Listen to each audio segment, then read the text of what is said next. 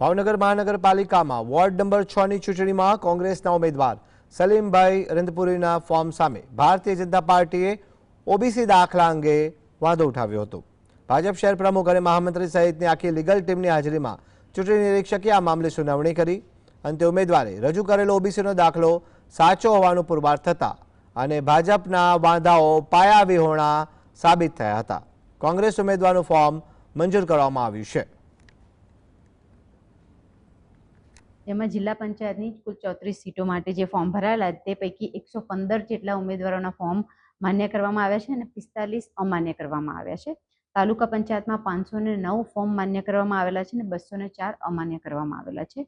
નગરપાલિકામાં 249 ફોર્મ માન્ય કરવામાં આવેલા છે અને 39 અમાન્ય કરવામાં આવેલા છે। ચૂંટણી નિરીક્ષક સાહેબે એમના વાંધા પહેલા એવું કીધું કે ભાઈ તમે જે આ વાંધા લ્યો છો એ સાબિત તમે કરો। જે વસ્તુ માટે થઈને શહેર પ્રમુખ એમના મહામંત્રીને આવવું પડ્યું, તાત્કાલિક દોડી આવ્યા।